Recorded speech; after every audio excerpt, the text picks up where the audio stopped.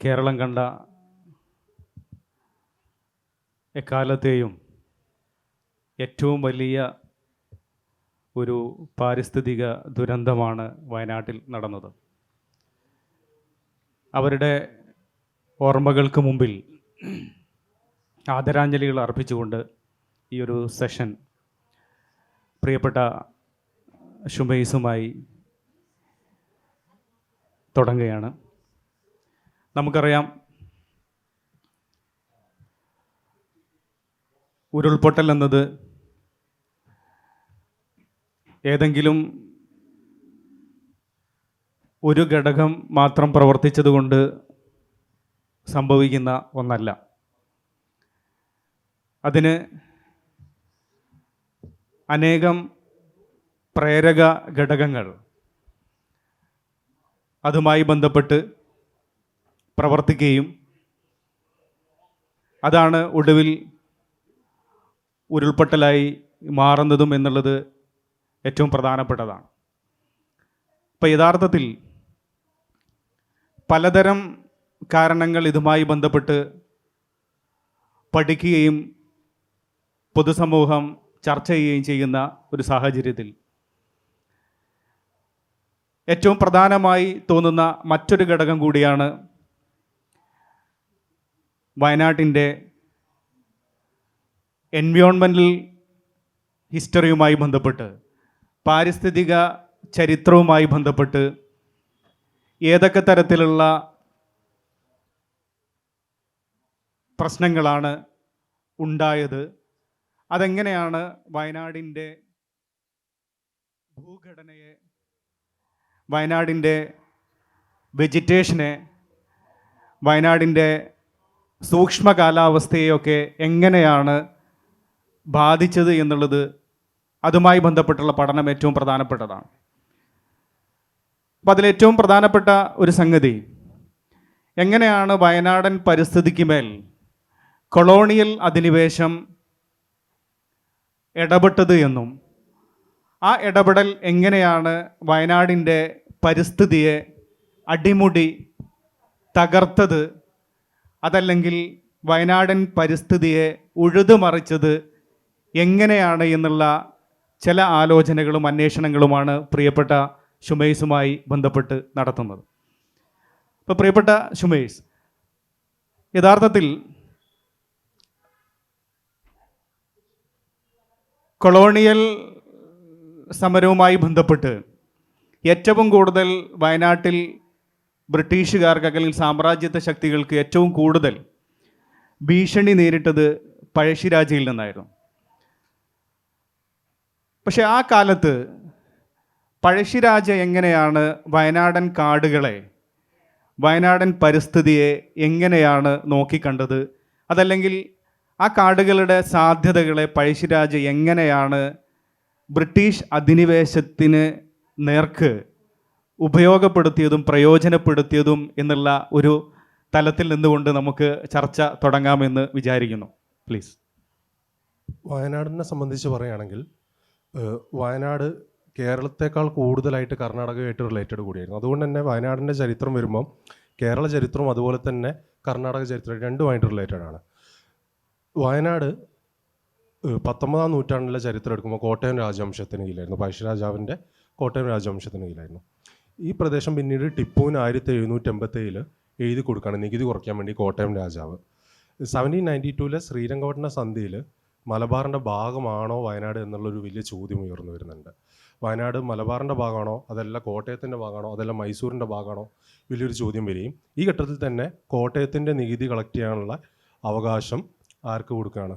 കുറുമനാട് രാജാവിന് കൊടുക്കുന്നുണ്ട്. ഇതോടുകൂടി പഴശ്ശി സമരം ആരംഭിക്കുന്നു. ഘട്ടം ഘട്ടമായിട്ട് 796 കൂടിയിട്ട് രാജാവ് സമരം ആരംഭിക്കുകയും സമരത്തിൽ കോട്ടയം പ്രദേശം, അതായത് ഇന്നത്തെ കണ്ണൂരുള്ള കോട്ടയം പ്രദേശത്ത് ഉള്ള വനങ്ങളിൽ രാജാവ് ആദ്യം ഒളി സങ്കേതങ്ങൾ തയ്യാറാക്കിയിരുന്നു. പക്ഷേ ഇവിടെയൊക്കെ വളരെ പെട്ടെന്ന് തന്നെ ഈ ഹൈഡ് ഔട്ടുകൾ, ഒളി സങ്കേതങ്ങൾ കണ്ടുപിടിക്കുകയും ഇവരെ മൂവ്മെൻറ്റ് ട്രേസ് ചെയ്യാനും കമ്പനി സൈന്യത്തിന് സാധിച്ചിട്ടുണ്ട്. പഴശ്ശി രാജാവ് വയനാടിലേക്ക് കയറിയതോടുകൂടി നമുക്ക് പഴശ്ശി രേഖകൾ കാണാൻ സാധിക്കും കാട് കയറിയെന്ന്. ഈ കാട് കയറിയതോടുകൂടി പിന്നീട് എന്താണ് സംഭവിക്കുന്നതെന്ന് വെച്ചാൽ കമ്പനിക്ക് കൃത്യമായിട്ട് രാജാവിൻ്റെ മൂവ്മെൻറ്റ് ട്രേസ് ചെയ്യാൻ സാധിക്കുന്നില്ല. വയനാട്ടിലേക്കുള്ള ചുരങ്ങളും മറ്റ് പ്രദേശങ്ങളും എല്ലാം വയനാട്ടിലെ ഗോത്ര വിഭാഗത്തിൻ്റെ സഹായത്തോട് പഴശ്ശിരാജാവ് പിടിച്ചെടുക്കുകയാണ് ചെയ്യുന്നത്. ഈ ഘട്ടത്തിലേക്ക് വയനാട്ടിലേക്ക് കമ്പനി കയറാനുള്ള പ്രധാന കാരണം വയനാട്ടിലെ ഏലത്തോട്ടങ്ങൾ പിടിച്ചെടുക്കുക എന്നുള്ളതായിരുന്നു. ഏലം എന്ന് പറയുന്നത് സ്വാഭാവികമായിട്ട് തോട്ടവിളയായിട്ട് കൃഷി ചെയ്തില്ല, മറിച്ച് വയനാട്ടിലെ കാടുകളിൽ ഉണ്ടായിരുന്നൊരു വിഭവമായിരുന്നു. ഇത് പിടിച്ചെടുക്കാൻ വേണ്ടിയിട്ട് കമ്പനി 796 തന്നെ സൈന്യത്തെ അയക്കുകയും പിന്നീട് പഴശ്ശിരാജാവ് ഈ കമ്പനി സൈന്യത്തെ ഉന്മൂലനം ചെയ്യാൻ ഗോത്ര വിഭാഗങ്ങളുടെ സഹായം തേടുകയും ചെയ്യുന്നു. കമ്പനി രേഖകളിൽ വയനാട്ടിലെ കാടുകളിൽ ഇവർക്ക് കയറാൻ സാധിക്കുന്നില്ല. മാത്രമല്ല ഈ ഒളിപ്പൂരിനെ കുറിച്ച് കൃത്യമായിട്ട് പരാമർശങ്ങളുണ്ട്. ചുരത്തിന് മുകളിൽ നിന്നും ഉള്ള ജനങ്ങൾ മരത്തിന് മുകളിലൂടെ കുരങ്ങന്മാരെ പോലെ ചാടി എന്ത് ചെയ്യാണ്, ആക്രമിക്കുകയാണ് ചെയ്യുന്നത്. അതായത് എങ്ങനെയാണ് ഒരു കൊളോണിയൽ ടെർമിനോളജി വർക്ക് ചെയ്യുന്നത് നമുക്ക് കൃത്യമായിട്ട് മനസ്സിലാക്കും. അവർക്കെതിരെ സമരം ചെയ്യുന്ന ആളുകളെ ഒരു പാർശ്വവൽക്കരിക്കുന്ന ഒരു പ്രക്രിയ അവിടെ കാണുന്നുണ്ട്. അപ്പോൾ ഈ മരത്തിന് മുകളിൽ കൂടെ കൃത്യമായിട്ട് അമ്പും വില്ലും ഉപയോഗിച്ചുകൊണ്ട് ഇവർക്ക് കമ്പനി സൈനികരെ ടാർഗറ്റ് ചെയ്യാൻ സാധിക്കുന്നുണ്ട്. അറ്റ് ദ സെയിം ടൈം തോക്ക് ഉപയോഗിച്ചുകൊണ്ട് ഇവർക്ക് എന്ത് ചെയ്യാൻ സാധിക്കില്ല, ഇവരെ ഫയർ ചെയ്യാനും സാധിക്കുന്നില്ല. മാത്രമല്ല പലതരത്തിലുള്ള ട്രാപ്പുകൾ കാട്ടിൽ വെക്കുകയാണ്, കെണിയമ്പ് പോലുള്ള ട്രാപ്പുകൾ വെക്കുന്നു. ഇതോടുകൂടി കമ്പനി സൈന്യം നടത്തിയ പോരാട്ടങ്ങളിൽ 1797 മാർച്ച് മാസം 1100 വരുന്ന കമ്പനി സൈന്യത്തെ വയനാട്ടിൽ നിന്ന് വധിക്കപ്പെട്ടിട്ടുണ്ട്, പേരിയിൽ നിന്ന്. ഇത് കംപ്ലീറ്റ് ആയിട്ട് കാട്ടിലൂടെ നടത്തിയ ഒളിപ്പോര് കൂടിയായിരുന്നു. കാടിൻ്റെ സാധ്യതകളാണ് ഇവിടെ പൂർണ്ണമായിട്ടും പഴശ്ശിയും വയനാട്ടിലെ കുറിച്യ വിഭാഗവും മുളുക്കുറുമരും ഉപയോഗപ്പെടുത്തിയത്. ഇത് പക്ഷേ ലോഗൻ റിപ്പോർട്ടിൽ എഴുതിയത് ഒരു പേരിയ ആംബിഷ് എന്ന് മാത്രമാണ്.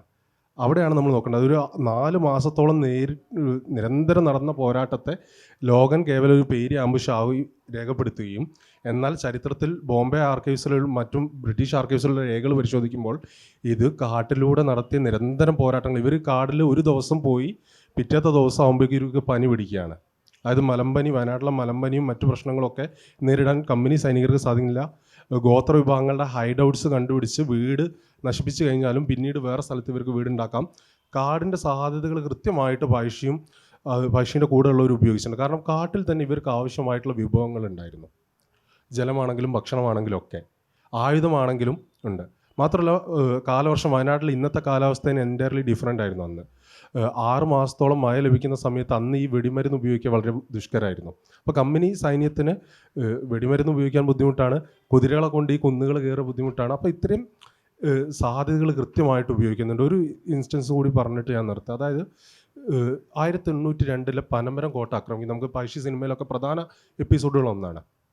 ഇതിന് കൃത്യമായിട്ട് ഇവർ ഇന്നത്തെ കുറുമ്പാലക്കോട്ടയാണ് ഉപയോഗിക്കുന്നത്. കുറുമ്പാലക്കോട്ട കുന്നിലുള്ള ഈ കാടുകളിൽ ഒളിസങ്കേതമായിട്ട് വെക്കുകയും രാത്രിയിൽ കബനി നദിയിലൂടെ എത്തിയിട്ട് അമ്പും വില്ലും ഉപയോഗിച്ചിട്ടാണ് എന്ത് ചെയ്യുന്നത്, പൂർണ്ണമായിട്ടും കമ്പനി സൈന്യത്തെ അവിടെ പരാജയപ്പെടുത്തുന്നത്. അപ്പോൾ അത്തരത്തിൽ കാട് കൃത്യമായിട്ട് ഇവർ ഉപയോഗിക്കുന്നുണ്ട്. അവസാനം പഴശ്ശിയും സൈന്യത്തെയും 797 സ്റ്റാർട്ട് ചെയ്ത് 805 വരെ കൃത്യമായിട്ട് ഇവർക്ക് ഇത് ട്രേസ് ചെയ്യാൻ സാധിക്കില്ല. 805 എത്തുമ്പം തോമസ് ഹാർവേ ബാബർ എന്താ ചെയ്യുന്നതെന്ന് വെച്ചാൽ ഇവിടുത്തെ തദ്ദേശീയ ജനതയെ തന്നെ എന്ത് ചെയ്യുന്നു, ഇതിനുവേണ്ടി റിക്രൂട്ട് ചെയ്യാണ്, കമ്പനി സൈന്യത്തേക്ക് കോൽക്കാരായിട്ടും ചാരന്മാരായിട്ടും. ഇതോടുകൂടിയിട്ട് ഇവരുടെ സഹായത്തോടു കൂടിയിട്ടാണ് എന്ത് ചെയ്യുന്നത്, വയനാട്ടിലെ കാടുകളും മറ്റും കൃത്യമായിട്ട് മാപ്പ് ചെയ്യും, പഴശ്ശിയുടെ മൂവ്മെൻറ്റ് ട്രേസ് ചെയ്ത് പഴശ്ശി രാജാവിനെ വധിക്കുന്നത്. എന്നിരുന്നാലും പിന്നീടും വയനാട്ടിൽ എന്ത് ചെയ്യുന്നില്ല, സമരം പൂർണ്ണമായിട്ടും അടിച്ചമർത്താൻ സാധിക്കുന്നില്ല. കുറിച്യ സമരം എടുത്തു കഴിഞ്ഞാൽ 1812 കുറിച്യ സമരം പൂർണ്ണമായും ആയുധം ഉപയോഗിച്ച് അടിച്ചമർത്തി എന്നാണ് നമ്മളിപ്പോൾ KK കുറുപ്പിൻ്റെ അടക്കം പഠനത്തിൽ കാണുന്നത്. പക്ഷെ അതിൽ നിന്ന് വിഭിന്നമായിട്ട് രേഖകൾ പരിശോധിക്കുമ്പോൾ ഇത് അടിച്ചമർത്തല്ല ചെയ്യുന്നത്, മറിച്ച് ഗോത്ര വിഭാഗം ഉന്നയിച്ച പല ആവശ്യങ്ങളും കമ്പനി ഗവൺമെൻറ് അംഗീകരിക്കുകയാണ് ചെയ്യുന്നത്.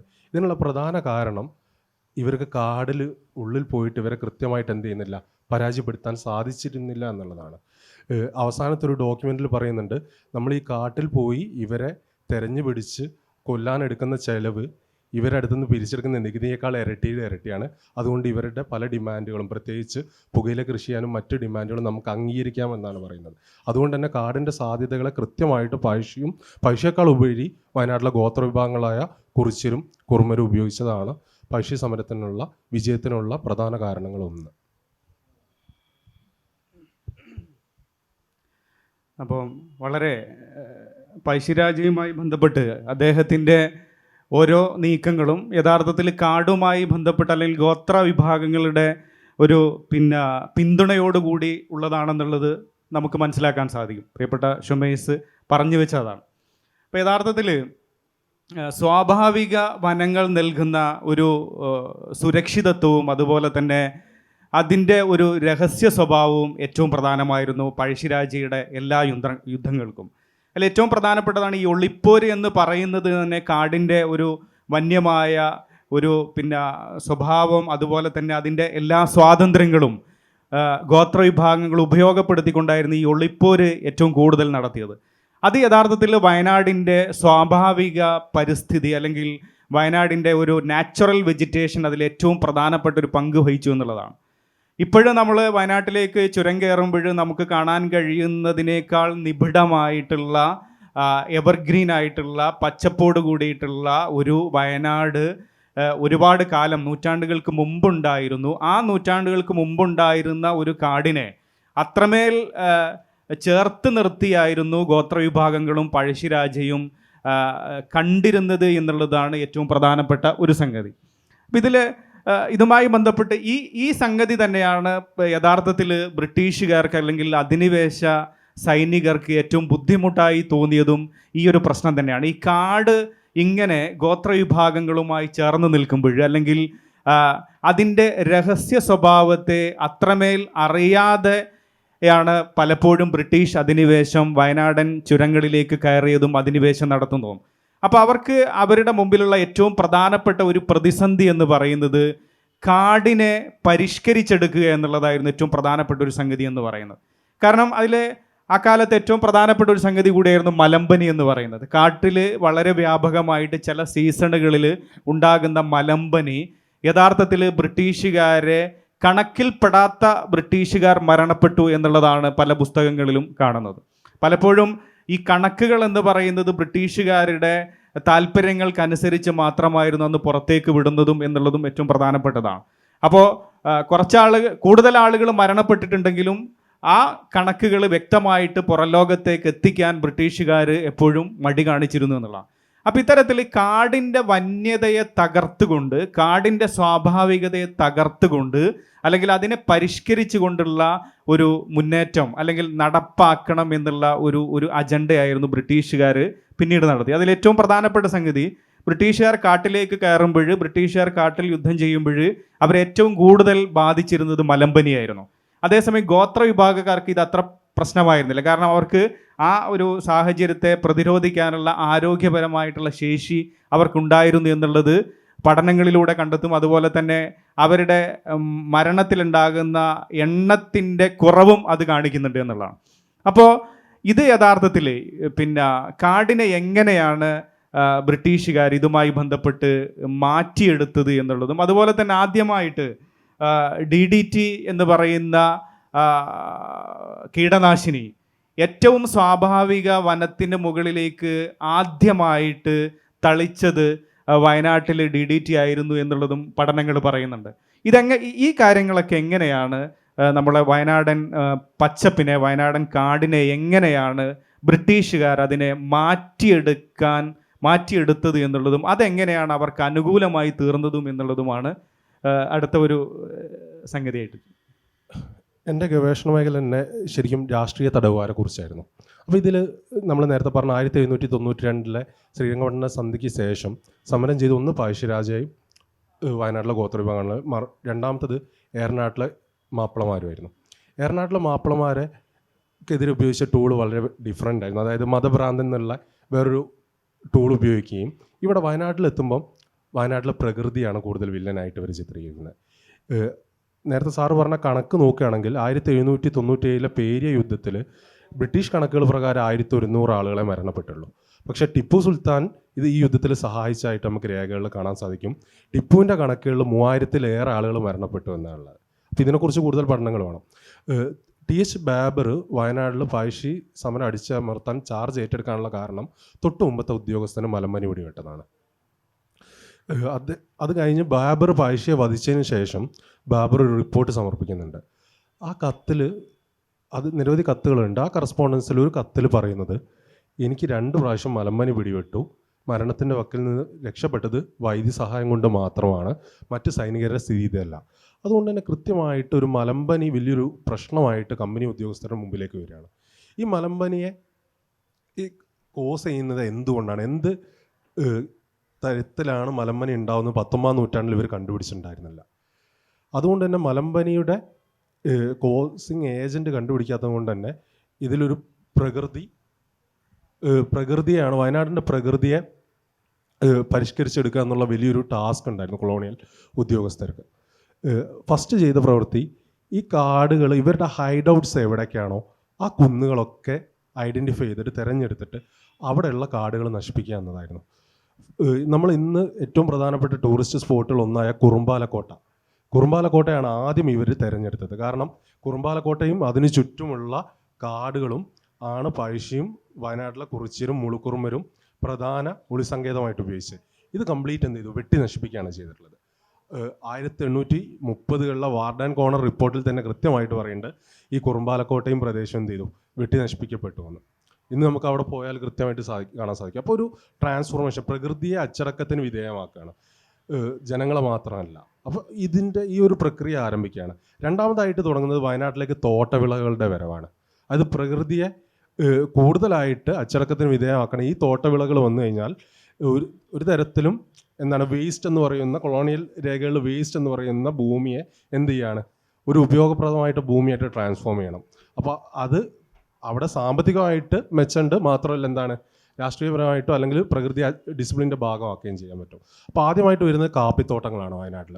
നോർത്ത് വയനാട്ടിൽ കാപ്പിത്തോട്ടങ്ങൾക്ക് വേണ്ടിയിട്ട് 19-ാം നൂറ്റാണ്ടിൻ്റെ പകുതി ആകുമ്പോഴേക്കും 10,000-കണക്കിന് ഏക്കറുകൾ നശിപ്പിക്കപ്പെടുകയാണ്. ഇവിടെ തോട്ടവിളായിട്ട് കാപ്പി വരുന്നു. കോഫിയ അറബിക്കയാണ് ആദ്യം വരുന്നത്. കോഫിയ അറബിക്ക വരുന്നു. ഈ സമയത്ത് ഭൂമിയിലെ നികുതി ഈടാക്കിയിട്ടുണ്ടായിരുന്നില്ല. അത്തരത്തിലുള്ള, അതായത് മലമ്പനിയും മറ്റു പ്രശ്നങ്ങളും പറഞ്ഞുകൊണ്ട് ഭൂമിയിൽ നികുതി ഈടാക്കുന്നില്ല. പിന്നീട് 19-ാം നൂറ്റാണ്ടിൻ്റെ അവസാനം എത്തുമ്പോഴേക്കും വയനാട്ടിലേക്ക് ഗോൾഡ് മൈൻസ് വരുന്നു. ഗോൾഡ് മൈനുകൾ പരാജയമാവുന്നു. തേയിലത്തോട്ടങ്ങൾ വരുന്നു. തേയിലത്തോട്ടങ്ങളാണ് കൂടുതലായിട്ടും വയനാട്ടിലെ ഭൂമി എന്ത് ചെയ്യുന്നത്, ട്രാൻസ്ഫോം ചെയ്യാനുള്ള പ്രധാന കാരണങ്ങളൊന്ന്. തേയിലത്തോട്ടങ്ങളുടെയും കാപ്പിത്തോട്ടങ്ങളുടെയും വരവോട് കൂടിയിട്ട് വയനാട്ടിൽ കൂടുതൽ റോഡുകൾ വരികയാണ്. ഈ റോഡുകളുടെ ചരിത്രം കൂടി നമ്മൾ പഠിക്കേണ്ടത്. കാരണം ടിപ്പു നിർമ്മിച്ച പല റോഡുകളും പിന്നീട് കമ്പനിയുടെ പ്രൊഡക്ട്സ്, പ്രത്യേകിച്ച് ഈ കാപ്പിയും തേയിലയും തുറമുഖങ്ങളിൽ, നമ്മുടെ കോഴിക്കോട് തുറമുഖത്തും അതുപോലെ തന്നെ തലശ്ശേരിയും, ഈ 2 തുറമുഖങ്ങളിലേക്ക് എത്തിക്കാൻ വേണ്ടി ഗതാഗത സംവിധാനങ്ങൾക്ക് വേണ്ടി വയനാട്ടിലെ കാടുകൾ വീണ്ടും എന്ത് ചെയ്യണം, കൂടുതലായിട്ട് നശിപ്പിക്കപ്പെടുകയും ഈ ബീച്ചിൻ്റെ ഈ സൈഡിൽ നമുക്ക് കാണാം പഴയ ഗോഡൗണുകൾ പലതും. ഇത് വയനാട്ടിൽ നിന്നുള്ള പ്രൊഡക്ട്സ് എത്തിയിട്ട് ഇവ ശേഖരിച്ച് വെക്കാനുള്ള ഗോഡൗണുകൾ കൂടിയായിരുന്നു. അപ്പോൾ ഇത്തരത്തിലുള്ള ഒരു പ്രക്രിയ കൃത്യമായിട്ട് നടക്കേണ്ടത്. വയനാട്ടിലെ കാട് ഡിസിപ്ലിൻ ചെയ്യുക എന്നുള്ളതും ഈ പ്രക്രിയയുടെ ഭാഗമായിട്ട് നികുതി വളരെയധികം കുറച്ചാണ് കൊടുക്കുന്നത് യൂറോപ്യൻ ഇൻവെസ്റ്റേഴ്സിന്. 2-ാം ലോക മഹായുദ്ധം എത്തുമ്പോഴേക്കും മലമ്പനിയുമായി ബന്ധപ്പെട്ട കണ്ടുപിടുത്തങ്ങൾ മാറുകയാണ്. അതായത് മലമ്പനിക്ക് കാരണമായിട്ടുള്ള രോഗാണുവിനെ കണ്ടെത്തുന്നു, ഇത് പരത്തുന്നത് കൊതുകാണെന്ന് കണ്ടുപിടിക്കുന്നു. ഇതോടുകൂടിയിട്ട് ഇതിനെങ്ങനെ നേരിടാമെന്ന് പഠനം നടത്തുകയാണ്. ഇതിൻ്റെ ഒരു പ്രത്യേക വസ്തുത എന്താ വെച്ചാൽ, ഇതിന് കണ്ടുപിടിച്ച 2 പേർക്കും നോബൽ പ്രൈസ് കിട്ടിയിട്ടുണ്ട്. ഒരാൾ ഇന്ത്യയിൽ ഡോക്ടറായിട്ട് സേവനം അനുഷ്ഠിച്ചതാണ്. അപ്പോൾ ഈ കൊളോണിയൽ മെഡിസിനെ കുറിച്ച് നമ്മൾ പഠനം നടത്തുമ്പോൾ മനസ്സിലാവുന്നത് ഇതിൽ പല തരത്തിലുള്ള മെഡിസിൻ്റെ ഡെവലപ്മെൻറ്റ് ഇന്ത്യയാണ് ഇവരുടെ പരീക്ഷണ വസ്തു. അതായത് ഇന്ത്യയിലെ ജനങ്ങളുടെ മുകളിലും പ്രകൃതിയുടെ മുകളിലും പരീക്ഷണം നടത്തിയിട്ടാണ് യൂറോപ്യൻ മെഡിസിൻ, വെസ്റ്റേൺ മെഡിസിൻ പോലും ഡെവലപ്പ് ചെയ്തിട്ടുള്ളത്. അപ്പോൾ ഈ പരീക്ഷണങ്ങളിൽ കുതിരവട്ടത്ത് മാനസികാരോഗ്യ കേന്ദ്രം നോക്കുകയാണെങ്കിലും മെൻ്റൽ ഹെൽത്ത് ആണെങ്കിലും സമാനമായിട്ടാണ്. അതായത് ഇന്ത്യയിലെ ജനങ്ങളുടെ മുകളിൽ പരീക്ഷണം നടത്തും. ഇവിടെ വന്ന് ഇവിടുത്തെ മെഡിക്കൽ സർവീസിൽ ഒരു 3-4 വർഷം സേവനം അനുഷ്ഠിച്ച ആൾ യൂറോപ്പിലേക്ക് പോവുക. സമാനമായിട്ട് പ്രകൃതിയിലും ഈ പരീക്ഷണങ്ങളൊക്കെ വയനാട്ടിലെ ഭൂമിൻ്റെ മുകളിൽ നടത്തുന്നുണ്ട്. അപ്പോൾ ഈ മലമ്പനിയായിട്ട് ബന്ധപ്പെട്ട പരീക്ഷണവും ഇവിടെ നടപ്പിലാക്കുകയും 1940-ൽ 2-ാം ലോക മഹായുദ്ധ കാലഘട്ടത്തിൽ വ്യാപകമായിട്ട് DDT ഉപയോഗിക്കുന്നത്. അതായത് സൈനികർ പലതരത്തിലുള്ള ടെറൈനിൽ ലോകത്തിൻ്റെ പല ഭാഗങ്ങളിലും പോകേണ്ടതുണ്ട്. അപ്പോൾ ഇവരെന്ത് ചെയ്യുന്നത് വെച്ചാൽ DDT വ്യാപകമായിട്ട് ഉപയോഗിക്കുകയും ഇവർക്ക് പകർച്ചവ്യാധികൾ പിടിവിട്ട് മരണം സംഖ്യ കുറയുകയാണ് ചെയ്യുന്നത്. അതോടുകൂടിയിട്ട് വയനാട്ടിൽ ഇതേ സമയത്ത് വയനാട് കോളനൈസേഷൻ സ്കീം വരികയാണ്. വയനാട്ടിൽ യുദ്ധവുമായി ബന്ധപ്പെട്ട് യുദ്ധത്തിൽ സേവനം അനുഷ്ഠിച്ചിരുന്ന സൈനികർക്ക് യുദ്ധാനന്തരം എന്ത് ചെയ്യുക, ഭൂമി കൊടുക്കുക എന്നുള്ളത്. അതിന് മേപ്പാടി, അമ്പലവയൽ ആ റീജിയനാണ് തിരഞ്ഞെടുത്തത്. അധികം ആൾ താമസം ഇല്ലാത്ത റീജിയനാണ്. പലരുടെയും ഓർമ്മക്കുറിപ്പുകൾ നമുക്ക് കൃത്യമായിട്ട് ലഭ്യമുണ്ട്. അപ്പോൾ ഈ റീജിയനിൽ 3 തരത്തിൽ ജനങ്ങളെ മാറ്റി പാർപ്പിക്കുന്നുണ്ട്. ഒന്ന്, ഈ പറയുന്ന വയനാട് കോളനൈസേഷൻ സ്കീമിൻ്റെ ഭാഗമായിട്ട് യുദ്ധത്തിൽ പങ്കെടുത്ത സൈനികർക്കും അവരെ കുടുംബത്തിനും സ്ഥലം കൊടുക്കുന്നുണ്ട്. പിന്നീട് ഇതേ ഘട്ടത്തിൽ നമുക്ക് വിഷകന്യക എസ് കെ പൊറ്റക്കാടിൻ്റെ പുസ്തകത്തിലൊക്കെ പറഞ്ഞ വിഷകന്യകയിലടക്കം പറയുന്നത് തിരുവിതാംകൂർ എന്നുള്ള മൈഗ്രേഷൻ. ഈ മൈഗ്രേഷനും ഈ DDT കണ്ടുപിടിച്ചതും ഈ ഇത്തരം ഭൂമികളിലേക്ക് ജനങ്ങൾക്ക് വ്യാസയോഗ്യമായി എന്നുള്ള ഒരു വാർത്ത സ്പ്രെഡ് ചെയ്തും വളരെയധികം പങ്കുവയ്ക്കും. മൂന്നാമതായിട്ട് സ്വാതന്ത്ര്യ സമരത്തിൽ പങ്കെടുത്ത ആളുകൾക്ക് പിന്നീട് അവർക്ക് പെൻഷൻ കൂടാതെ ഭൂമിയും സപ്ലൈ ഉണ്ട്. ഇതും വയനാട്ടിൽ ഇതേ സ്ഥലങ്ങളിലാണ് നടക്കുന്നത്. അപ്പോൾ ഇതിനൊക്കെ ഈ DDT കണ്ടുപിടിച്ചത് വലിയ തരത്തിൽ സഹായമാണുണ്ട്. അപ്പോൾ ഈ ഭൂമികയിലൊക്കെ എന്ത് ചെയ്യുന്നു, DDT തളിക്കുന്നുണ്ട്. ഇത് തളിച്ചിട്ടുണ്ടായിട്ടുള്ള ഇമ്പാക്റ്റ്, ഇക്കോളജിക്കൽ ഇമ്പാക്റ്റ് എത്രത്തോളമാണെന്ന് എവിടെയും പഠനം നടത്തിയിട്ടില്ല. അത് ലക്ഷക്കണക്കിന് ഏക്കർ ഭൂമി, ഫോറസ്റ്റ് ലാൻഡ് എന്ത് ചെയ്യുന്നുണ്ട്, ഇത്തരത്തിൽ വയനാട് കോളനൈസേഷൻ സ്കീമിൻ്റെ ഭാഗമായിട്ടും പിന്നീട് നടന്ന കുടിയേറ്റത്തിൻ്റെ ഭാഗമായിട്ടും സ്വാതന്ത്ര്യ സമര സേനാനികൾക്ക് കൊടുത്തതിൻ്റെ ഭാഗമായിട്ടും ട്രാൻസ്ഫോം ചെയ്യുന്നുണ്ട് DDTയുടെ കണ്ടുപിടുത്തത്തോടു കൂടിയിട്ട്. അപ്പോൾ വയനാട് 1940-കൾക്ക് ശേഷം കൂടുതൽ ജനങ്ങൾ വരാനുള്ള കാരണവും DDT കണ്ടുപിടിച്ചതും മലമ്പനിയെ നിയന്ത്രിക്കാനുള്ള പല സ്റ്റെപ്പുകളിലും കണ്ടുപിടുത്തം. അതിൽ വേറൊരു പ്രധാന പങ്ക് വഹിച്ചത് ക്യുനൈനാണ്. നമ്മുടെ സിങ്കോണ പ്ലാന്റേഷൻ വയനാട്ടിലുണ്ടായിരുന്നു. ഈ സിങ്കോണ കൊയിനാവ് വെള്ളം എന്നാണ് പറയുക. അപ്പോൾ പല ആശുപത്രികളും ഇതിൻ്റെ വെള്ളവും സപ്ലൈ ചെയ്തിട്ടുണ്ടായിരുന്നു. അപ്പോൾ അത്തരത്തിൽ ഒരു മെഡിസിൻ്റെ ഡെവലപ്മെൻറ്റും അതുപോലെ തന്നെ ഈ കെമിക്കൽസ്, കീടനാശിനി ഉപയോഗിച്ചതുമാണ് വയനാട്ടിലെ പിന്നീടുള്ളൊരു ട്രാൻസ്ഫോർമേഷന് പ്രധാന പങ്ക് വഹിച്ചിട്ടുള്ളത്. ഇതിൽ അദ്ദേഹം പറഞ്ഞു വെച്ചത്, ഞാൻ നേരത്തെ പറഞ്ഞു, ബ്രിട്ടീഷുകാർ യുദ്ധങ്ങളിൽ മരിച്ചതിനേക്കാൾ കൂടുതൽ മലമ്പനി ബാധിച്ച് അല്ലെങ്കിൽ പ്രകൃതിയുടെ അനുകൂലമല്ലാത്ത സാഹചര്യങ്ങൾ കൊണ്ട് കേരളത്തിലും ഇന്ത്യയിലും മരണപ്പെട്ടിട്ടുണ്ട് എന്നുള്ളതാണ് ഏറ്റവും പ്രധാനപ്പെട്ട സംഗതി. പക്ഷേ അത് ചരിത്രത്തിലെവിടെയും പലപ്പോഴും രേഖപ്പെടുത്തിയിട്ടില്ല എന്നുള്ളതും ഏറ്റവും പ്രധാനപ്പെട്ടതാണ്. ഇതിൽ സാറ് നേരത്തെ പറഞ്ഞതുപോലെ തന്നെ വയനാടൻ പരിസ്ഥിതിയിലേക്ക്, വയനാടിൻ്റെ സ്വാഭാവിക വനത്തിലേക്ക് വിദേശത്ത് നിന്ന് ഇറക്കുമതി ചെയ്തിട്ടുള്ള പ്ലാന്റുകൾ വന്നതോടുകൂടിയാണ് ഒരർത്ഥത്തിൽ നമ്മുടെ വയനാടിൻ്റെ സ്വാഭാവിക വനത്തിന് കാര്യമായിട്ടുള്ള പരിക്ക് ഏൽക്കുന്നത്. അപ്പോൾ പലതരത്തിലുള്ള കളകൾ, ഇപ്പോൾ പലതരത്തിലുള്ള വിദേശത്ത് നിന്ന് കൊണ്ടുവന്നിട്ടുള്ള ചെടികൾ പരീക്ഷണ അർത്ഥത്തിൽ ഇവിടെ നടുകയും അതിൽ എങ്ങനെയാണ് പിന്നീട് നമ്മുടെ സൂക്ഷ്മ കാലാവസ്ഥയിൽ, പരിസ്ഥിതിയിൽ ഏതൊക്കെ തരത്തിലുള്ള മാറ്റങ്ങൾ ഉണ്ടാക്കുന്നു എന്നുള്ളതൊന്നും കാര്യമായിട്ടുള്ള പഠനങ്ങൾ പിന്നീട് നടത്തിയിട്ടില്ല. പക്ഷെ അത് യഥാർത്ഥത്തിൽ നമ്മുടെ കാലാവസ്ഥയെയും അതുപോലെ തന്നെ മണ്ണിൻ്റെ ഘടനയെയും അതുപോലെ തന്നെ മറ്റ് വന്യജീവികളുടെ സാഹചര്യങ്ങളെയും അതുപോലെ തന്നെ സ്വാഭാവികമായിട്ട് ഇവിടെ വളർന്നു വരുന്ന ചെടികളെയും ഒക്കെ തന്നെ ഗുരുതരമായി ബാധിക്കുകയും അതേസമയം ഈ വിദേശത്തു നിന്ന് വന്നിട്ടുള്ള ചെടികൾ വ്യാപകമാവുകയും ചെയ്ത ഒരു സാഹചര്യം ഇപ്പോഴും വയനാട്ടിലെ പരിസ്ഥിതിയിൽ നിലനിൽക്കുന്നുണ്ട്. പലപ്പോഴും വയനാട്ടിൽ ഇപ്പോൾ കുട്ടികൾ ടൂറൊക്കെ പോകുമ്പോൾ യഥാർത്ഥത്തിൽ ഫോറസ്റ്റ് ഡിപ്പാർട്ട്മെൻറ്റ് കൊടുക്കുന്ന ഒരു പണി എന്ന് പറയുന്നത് അവർ ഈ കളകൾ പറിച്ചു മാറ്റുക എന്നുള്ളതാണ്. ഒരു വർക്ക് എന്നുള്ള രീതിയിൽ കൊടുക്കുന്നത് ഈ കളകൾ പറിച്ചു മാറ്റുക എന്നുള്ളതാണ്. കാരണം ഫോറസ്റ്റ് ഡിപ്പാർട്ട്മെൻറ്റിന് പോലും പലപ്പോഴും ഇതിനെ നിയന്ത്രിക്കാനോ അല്ലെങ്കിൽ അതുമായി ബന്ധപ്പെട്ട് സ്പ്രെഡിങ് നിയന്ത്രിക്കാനോ കഴിയാത്തൊരു സാഹചര്യം ഉണ്ട് എന്നുള്ളതാണ്. അപ്പോൾ അത് സാറ് പറഞ്ഞു വെച്ചു, ഞാൻ അതുമായി ബന്ധപ്പെട്ട് പോകുന്നില്ല. മറ്റൊരു പ്രധാനപ്പെട്ട സംഗതി, ഇപ്പം നമുക്കറിയാം മേപ്പാടിയിലും ചൂരൽമലയിലും ഒക്കെ തന്നെ ഒരുപക്ഷെ 1875 മുതൽ തന്നെ സ്വർണ്ണ ഖനനവുമായി ബന്ധപ്പെട്ട് കോടിക്കണക്കിന് രൂപ ബ്രിട്ടീഷുകാർ ഇൻവെസ്റ്റ് ചെയ്തു എന്നുള്ള പഠനങ്ങളുണ്ട്. പ്രത്യേകിച്ച് ചൂരൽമല നമ്മൾ ആലോചിക്കണം, നമ്മൾ ഏറ്റവും കൂടുതൽ ദുരന്തം ഏറ്റുവാങ്ങിയിട്ടുള്ള ഒരു സ്ഥലം ചൂരൽമലയാണ്.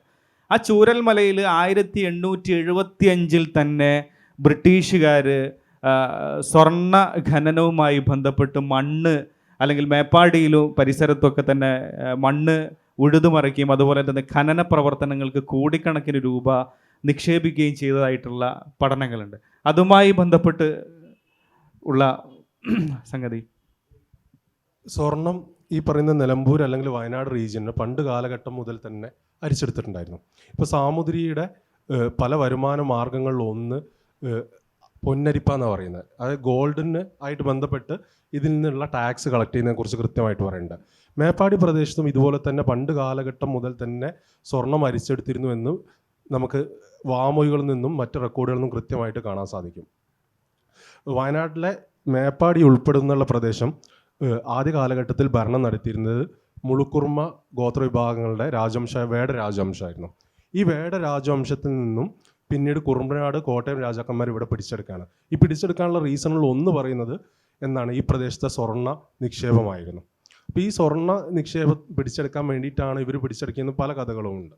ഇപ്പോൾ ഗോൾഡുമായിട്ട് ബന്ധപ്പെട്ട് പല സ്ഥലം നമ്മൾ നോക്കുകയാണെങ്കിൽ ചൂരൽമല, വെള്ളരിമല എന്നുള്ള പേര് വരാൻ കാരണം തന്നെ ഒരു പ്രധാനപ്പെട്ട ഒരു കഥ എന്താണെന്ന് വെച്ചാൽ ഇവർ വിറക് ശേഖരിക്കാൻ പോയ വേളയിൽ വെള്ളരി പോലെ സ്വർണം തൂങ്ങിക്കിടന്നു എന്നാണ്. അപ്പോൾ ഗോൾഡുമായിട്ട് ബന്ധപ്പെട്ട് നിരവധി കഥകളുണ്ട്. പണ്ട് കാലം മുതൽ തന്നെ ഇവ ശേഖരിക്കുന്നുണ്ട്.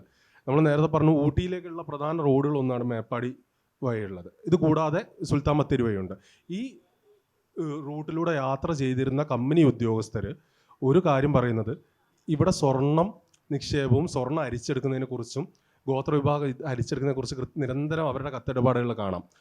18-ാം നൂറ്റാണ്ട് അവസാനത്തിലും 19-ാം നൂറ്റാണ്ടിൻ്റെ തുടക്കത്തിലും. അപ്പോൾ ഈ കഥകളിൽ അല്ലെങ്കിൽ ഈ കത്തുകളിൽ സമയത്ത് തന്നെ വയനാട്ടിലെ ഈ പറയുന്ന മേപ്പാടി പ്രദേശത്ത് ഭൂമിയുടെ ഉടമസ്ഥാവകാശം ആരുന്നയിക്കുന്നുണ്ട്? നിലമ്പൂർ കോവിലകത്തെ തമ്പുരാൻ ഉന്നയിക്കുന്നുണ്ട്. പക്ഷേ അന്നേരം ആ കത്തിൽ കൃത്യമായിട്ട് കമ്പനി ഉദ്യോഗസ്ഥന് മറുപടി കൊടുക്കുന്നുണ്ട്, ഇവിടെ സ്വർണ്ണ നിക്ഷേപമുണ്ട്, ഭാവിയിൽ നമുക്ക് എന്ത് ചെയ്യാം, ഇത് ഉപയോഗിക്കാൻ പറ്റും, അതുകൊണ്ട് പൂർണ്ണ അവകാശം ആർക്കും നൽകേണ്ട, നിലമ്പൂർ തിരുമുൽപ്പാടിന് നൽകേണ്ട എന്നും മറുപടി കൊടുക്കുന്നുണ്ട്. അപ്പോൾ ഇത്തരത്തിൽ സ്വർണം ഒരു പ്രധാന വരുമാനമാക്കി ശേഖരിക്കാമെന്ന് കമ്പനി രേഖകൾ നമുക്ക് കാണാൻ സാധിക്കും. മാത്രമല്ല ഈ സ്വർണത്തിൽ നിന്നും നികുതി ശേഖരിച്ചായിട്ട് വാർഡ് ആൻഡ് കോർണർ റിപ്പോർട്ടിലും പിന്നീട് കളക്ടർ റോബിൻസന്റെ റിപ്പോർട്ടിലും 19-ാം നൂറ്റാണ്ട് തുടക്കത്തിൽ കൃത്യമായിട്ട് കാണുന്നുണ്ട്. പക്ഷേ 19-ാം നൂറ്റാണ്ട് രണ്ടാം പകുതി എത്തുമ്പോഴേക്കും വലിയ മാറ്റം സംഭവിക്കുകയാണ് ഇവിടെ വയനാട്ടിൽ. കാപ്പിത്തോട്ടങ്ങൾ നഷ്ടത്തിലാവുകയും ഇതേ ഘട്ടത്തിൽ തന്നെ കോടിക്കണക്കിന് രൂപ പല കമ്പനികളും വയനാട്ടിൽ അതുപോലെ ഇന്നത്തെ നീലഗിരി പ്രദേശത്തും ഊട്ടി പ്രദേശത്തും സ്വർണ്ണ ഖനനത്തിനായിട്ട് ഇൻവെസ്റ്റ് ചെയ്യുകയാണ് ചെയ്യുന്നത്. ഈ ഇൻവെസ്റ്റ്മെൻറ്റ് നടത്തിയ കമ്പനികളെല്ലാം നഷ്ടത്തിലാവുകയാണ് ചെയ്യുന്നത്. മേപ്പാടി അതുപോലെ തന്നെ പൊഴുതന പ്രദേശത്തൊക്കെ നടത്തിയ കമ്പനികൾ നടത്തിയ ഇൻവെസ്റ്റ്മെൻറ്റ് പരാജയമാവുക. അവർ വിചാരിച്ച രീതിയിൽ സ്വർണം എക്സ്ട്രാക്ട് ചെയ്തെടുക്കാൻ സാധിച്ചിട്ടില്ല. ഇപ്പോൾ വെള്ളരിമല നോക്കുകയാണെങ്കിൽ അല്ലെ ചൂരൽമല പ്രദേശത്തൊക്കെ ഇവരെത്തരത്തിലാണ് ഖനനം നടത്തിയത്, ഇതുണ്ടാക്കിയ പാരിസ്ഥിതിക ആഘാതം എന്താണെന്നും കാര്യമായിട്ടുള്ള പഠനങ്ങൾ നടത്തിയിട്ടുമില്ല. അപ്പോൾ കൃത്യമായിട്ട് പഠനങ്ങൾ നടത്തണം. രണ്ട് തരത്തിലുള്ള സാധ്യതകളാണ് നമ്മൾ ഇന്ന് നോക്കി കാണേണ്ടതിൽ. ഒന്ന്, ഇന്ന് നമുക്ക് ആ സ്വർണം അരിച്ചെടുക്കാൻ സാധിക്കുകയുള്ളൂ പുതിയ ശാസ്ത്രീയ വശങ്ങളൊക്കെ ഉപയോഗിച്ചുകൊണ്ട്. രണ്ടാമതായിട്ട് ഈ അന്ന് കമ്പനി നടത്തിയ ഈ ഇൻവെസ്റ്റ്മെൻറ്റ് ഉണ്ടാക്കിയ പാരിസ്ഥിതിക ആഘാതം എന്താണ്? കാരണം ഇതിൽ പല കമ്പനികളും പിന്നീട് തേയിലത്തോട്ടങ്ങളായിട്ട് മാറ്റപ്പെട്ടു. ഇപ്പം ഇന്ന് മേപ്പാടി പ്രദേശത്തെ പല തേയിലത്തോട്ടങ്ങളും ആദ്യ കാലഘട്ടത്തിൽ എന്തായിരുന്നു? സ്വർണ്ണഖനികളായിരുന്നു. പിന്നീട് അത് എന്ത് ചെയ്യാണ്? തേയിലത്തോട്ടങ്ങളായിട്ട് മാറ്റിയെടുക്കുകയാണ് ചെയ്തിട്ടുള്ളത്.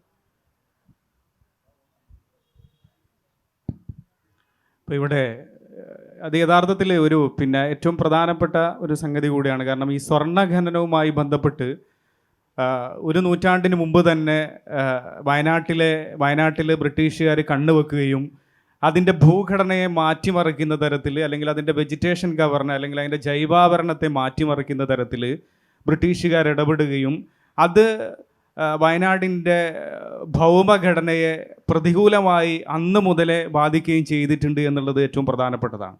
ഇത്തരത്തിൽ കൊളോണിയൽ അധിനിവേശം അതിൻ്റെ എല്ലാ തലത്തിലും ഇടപെടുന്ന ഒരു സംഗതി നമുക്ക് കാണാൻ കഴിയും. അതുപോലെ തന്നെയാണ് വയനാടൻ കാടിലെ സസ്യജാലങ്ങളെക്കുറിച്ച് പറഞ്ഞതുപോലെ തന്നെയാണ് യഥാർത്ഥത്തിൽ വന്യജീവികളുമായി ബന്ധപ്പെട്ടുള്ള ബ്രിട്ടീഷുകാരുടെ സമീപനം എന്ന് പറയുന്നത്. ഒരു തരത്തിൽ അവരുടെ ഒരു നേരം പോക്കിന് വേണ്ടി മാത്രമായിരുന്നില്ല വന്യജീവികളെ വേട്ടയാടിയിരുന്നത്, അല്ലെങ്കിൽ അവർ ശിക്കാറിന് പോയതെന്നുള്ളതാണ്. അതിലൊരു ഹിഡൻ അജണ്ട ഉണ്ടായിരുന്നു എന്ന് വേണം കരുതാൻ. കാരണം അവർക്ക് സ്വാഭാവികമായി, അല്ലെങ്കിൽ അവർക്ക് ആക്രമണങ്ങളില്ലാതെ കാട്ടിലൂടെ സഞ്ചരിക്കണമെങ്കിൽ ഇത്തരത്തിലുള്ള വന്യമൃഗങ്ങളെ ഇല്ലാതാക്കണമെന്നുള്ള ഒരു അജണ്ടയും അതിനെ കൊളോണിയൽ ഭരണകൂടം കൂടുതൽ പ്രോത്സാഹിപ്പിക്കുകയും ചെയ്തിട്ടുണ്ടായിരുന്നില്ലേ അക്കാലത്ത്? തീർച്ചയായിട്ടും.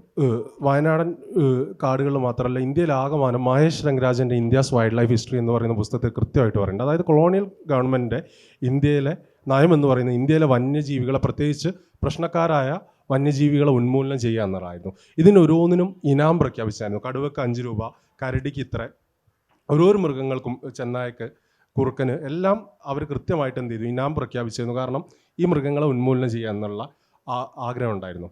ഇതിൻ്റെ ഭാഗമായിട്ട് സാധാരണ ശിക്കാരികളും അതുകൂടാതെ ഒരു പലതരത്തിലുള്ള നായാട്ടുകാർ മുന്നോട്ട് വരികയും ചെയ്യുന്നുണ്ട്.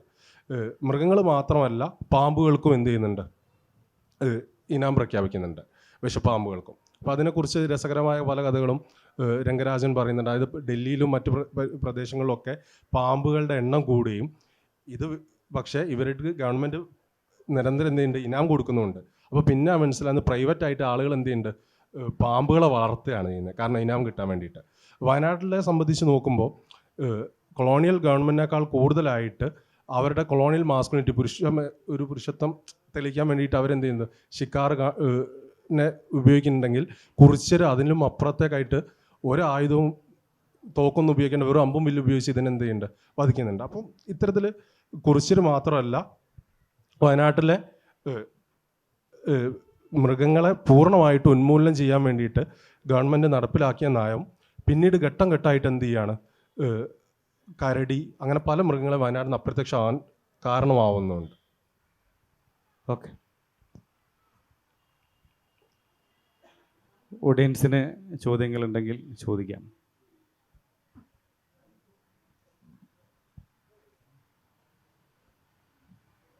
ഹലോ, രണ്ടുപേരും പറഞ്ഞിരിക്കുന്ന വയനാടിനെ സംബന്ധിച്ചുള്ള ചരിത്രപരമായ പശ്ചാത്തലം വളരെ ഭംഗിയായി അത് ചരിത്രത്തോട് നീതി പുലർത്തുകയും ചെയ്തു. എന്നാൽ വർത്തമാനകാലത്ത് ഇന്ത്യക്ക് സ്വാതന്ത്ര്യം കിട്ടിയതിന് ശേഷം നമ്മൾ വയനാട് പോലെയുള്ള പാരിസ്ഥിതികമായി അതീവ പ്രാധാന്യമുള്ള പ്രദേശങ്ങളെ നമ്മൾ നോക്കിക്കണ്ടുവോ?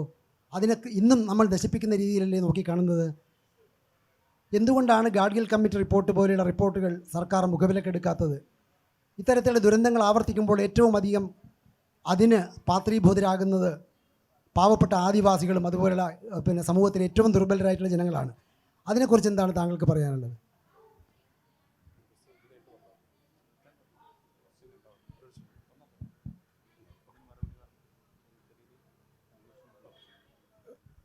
നമ്മൾ ഈ പുസ്തകത്തിലൂടെ പ്രധാനമായിട്ട് നോക്കിക്കണ്ട് കൊളോണിയൽ ബാക്ക്ഗ്രൗണ്ട് കൂടിയാണ്. അതായത് 19-ാം നൂറ്റാണ്ട് മുതൽ തന്നെ വയനാട്ടിലെ ഭൂമി എന്ത് ചെയ്യുന്നുണ്ട്, പലതരത്തിലുള്ള മാറ്റത്തിന് വിധേയമാവുന്നുണ്ട്. അപ്പോൾ ഈ മാറ്റത്തിന് വിധേയമായത് നമ്മൾ കൃത്യമായിട്ട് പഠനത്തിലൂടെ നടപ്പിലാക്കേണ്ടത്. ഇപ്പം വന്യജീവി ആക്രമണമാണെങ്കിലും വയനാട്ടിലെ ജനങ്ങൾ നേരിടുന്ന പ്രശ്നങ്ങളിലൊന്ന്, ഈ പ്രധാന പ്രശ്നങ്ങളൊന്ന് നമ്മൾ നോക്കുകയാണെങ്കിൽ ഈ കൊളോണിയൽ ബാക്ക്ഗ്രൗണ്ടിൽ കൂടെ തന്നെ നോക്കി കാണേണ്ടതുണ്ട്. പ്രസൻറ്റ് സിറ്റുവേഷൻ അത് പറയാനുള്ള കാരണം എന്താ വെച്ചാൽ, നമ്മളിപ്പോൾ അരിപ്പൂവ് വയനാട്ടിലെ ജനങ്ങൾക്കൊക്കെ, നമുക്ക് മലയാളികൾക്കൊക്കെ ഫെമിലിയറാണ്.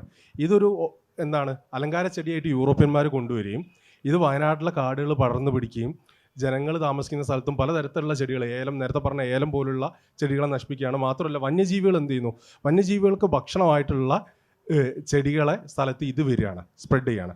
ഇപ്പോൾ പിന്നീട് വന്ന മഞ്ഞക്കൊന്ന, നമുക്ക് സെന്ന എന്ന് പറയുന്ന മഞ്ഞക്കൊന്ന, ഇതൊക്കെ സ്പ്രെഡ് ചെയ്യുന്നുണ്ട്. അപ്പോൾ ഇത് വന്യജീവികളുടെ ഭക്ഷണം എന്ത് ചെയ്യുന്നു, നശിപ്പിക്കുക. ഇവരെന്ത് ചെയ്യുന്നു, ജനവാസ കേന്ദ്രത്തിലേക്ക് വരുന്നുണ്ട്. അപ്പോൾ കൃത്യമായിട്ടുള്ള സയൻറ്റിഫിക് സ്റ്റഡീസ് കേവലം ഗവൺമെൻറ് ചെയ്യേണ്ട പ്രവൃത്തി എന്താണെന്ന് വെച്ചാൽ, സയൻറ്റിസ്റ്റുകളെ KFRIയും ഈ ഹിസ്റ്ററി മേഖല, ആന്ത്രപ്പോളജി, അങ്ങനെ പല മേഖലകളെ ആളുകളെ കൂട്ടിയിട്ട് പഠനം നടത്തേണ്ടത്. ഇപ്പോൾ ഗാഡ്ഗിൽ റിപ്പോർട്ടിൽ തന്നെ പറയുന്നുണ്ട് മേപ്പാടിയും പ്രദേശത്തും വേറൊരു കമ്മിറ്റിയെ നിയമിക്കണമെന്ന്.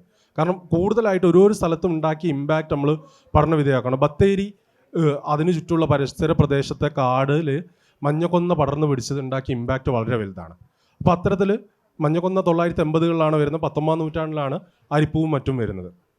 അപ്പോൾ ഓരോരോ മേഖലയും ട്രൈബ്സിൻ്റെ മേഖലകളാണെങ്കിൽ അവരുടെ എവറിഡേ ലൈഫ് പ്രധാനമായിട്ട് ഈ വിഭവങ്ങൾ ശേഖരിച്ചിട്ടായിരുന്നുണ്ടായിരുന്നത്, വനവിഭവങ്ങൾ. അത് ഇന്ന് അവർക്ക് സാധ്യമാവുന്നില്ല. ഇപ്പം ഞാൻ ഒരൊറ്റ കാര്യം കൂടി പറഞ്ഞു വെച്ച് അവസാനിപ്പിക്കുക. അതായത് 19-ാം നൂറ്റാണ്ടിൽ വയനാട്ടിലെ ഗോത്ര വിഭാഗത്തിലെ പ്രധാന വരുമാന മാർഗങ്ങളൊന്ന് കാടുകളിൽ നിന്ന് അവർ ശേഖരിച്ച ഏലമായിരുന്നു. അതായത് കമ്പനിക്ക് വയനാട്ടിൽ നിന്ന് കിട്ടിയ ഏറ്റവും കൂടുതൽ വരുമാനം കിട്ടിയിരുന്നത് ഈ ഏലമായിരുന്നു. മലബാറിൽ കുരുമുളക് കഴിഞ്ഞാൽ ഏറ്റവും കൂടുതൽ വരുമാനം ഉണ്ടായിരുന്നു. ഈ ഏലം ഇന്ന് ആർക്കും ഒരു വരുമാനവും കിട്ടാത്തൊരു സാധനമാണ്. അപ്പോൾ ഗോത്രവിഭാഗത്തിന് പരിസ്ഥിതി മാത്രമല്ല നമ്മൾ നോക്കേണ്ടത്, അവിടെ നിന്ന് കിട്ടുന്ന വിളവുകളെയും നമ്മൾ കൃത്യമായിട്ട് സംരക്ഷിക്കുന്നില്ല. അപ്പോൾ അതിന് കൃത്യമായിട്ടുള്ള നയങ്ങൾ വേണമെന്നാണ് ഗവൺമെൻറ് അതിന് ഇടപെടുക തന്നെ വേണം. അപ്പോൾ പലതരത്തിലുള്ള ഇടപെടലുകൾ ഉണ്ടെങ്കിൽ മാത്രമേ ഇത് സാധ്യമാവുള്ളൂ. ഓക്കെ, അപ്പോൾ നമ്മൾ അവസാനിപ്പിക്കുകയാണ്. അപ്പോൾ ഏതായാലും നമുക്കറിയാം, കേരളത്തിൽ ഇതുവരെ കാണാത്ത ഒരു ഉരുൾപൊട്ടൽ, അതിൽ മരിച്ചവരുടെ എണ്ണം ഏറ്റവും കൂടുതൽ, കാണാത്ത ആളുകളുടെ എണ്ണവും നമുക്കറിയാം. അപ്പോൾ അവരുടെയൊക്കെ പശ്ചാത്തലത്തിൽ നിന്നുകൊണ്ട് നമ്മൾ വയനാടിൻ്റെ പരിസ്ഥിതിയെക്കുറിച്ച് പഠിക്കുകയും വയനാടിൻ്റെ പരിസ്ഥിതിയിൽ എങ്ങനെയാണ് കൊളോണിയൽ അധിനിവേശ കാലഘട്ടം മുതൽ ഇക്കാലം വരെയുള്ള കാലയളവിൽ എങ്ങനെയാണ് മനുഷ്യർ ഇടപെട്ടതെന്നും അതിലേറ്റവും കൂടുതൽ നമ്മുടെ മണ്ണിനെ ഉഴുതുമറിച്ച അല്ലെങ്കിൽ അതിൻ്റെ ഭൗമഘടനയെ മാറ്റിമറിച്ച ബ്രിട്ടീഷ് കൊളോണിയൽ അധിനിവേശത്തിൻ്റെ ഏതൊക്കെ തരത്തിലുള്ള ഇടപെടലുകളായിരുന്നു എന്നുള്ളതുമൊക്കെ തന്നെ ഇനിയും പഠനങ്ങൾ കൂടുതൽ നടക്കേണ്ടതുണ്ട്. അപ്പം അതുകൊണ്ട് തന്നെ അതും കൂടി ഒരു കാരണമായിക്കൊണ്ട് അതും കൂടിയും ഈ ഉരുൾപൊട്ടലുമായി ബന്ധപ്പെട്ട് ഏറ്റവും പ്രധാനപ്പെട്ട ഒരു കാരണം കൂടിയാണ്. അപ്പോൾ കാലാവസ്ഥാ വ്യതിയാനം, അതുപോലെ തന്നെ അതിമഴ, അതുപോലെ തന്നെ മറ്റുള്ള എല്ലാ ഘടകങ്ങളെയും പോലെ തന്നെ പ്രധാനപ്പെട്ട ഒന്നാണ് വയനാടിൻ്റെ പാരിസ്ഥിതിക ചരിത്രത്തെ കൂടി പഠിക്കുകയും അതിനെ കൂടി ഇതിൻ്റെ ഒരു ഭാഗമായി കണ്ടുകൊണ്ട് മുന്നോട്ട് പോവുകയും ചെയ്തെങ്കിൽ മാത്രമേ വരാനിരിക്കുന്ന ഒരു കാലത്ത് ഉരുൾപൊട്ടലില്ലാതെ അല്ലെങ്കിൽ അതുമായി ബന്ധപ്പെട്ടുള്ള ഒരു ഇൻറ്റൻസിറ്റി കുറയ്ക്കാൻ നമുക്ക് കഴിയൂ എന്നുള്ളത് പറഞ്ഞു വെച്ചുകൊണ്ട് അവസാനിപ്പിക്കുന്നു. Thank you.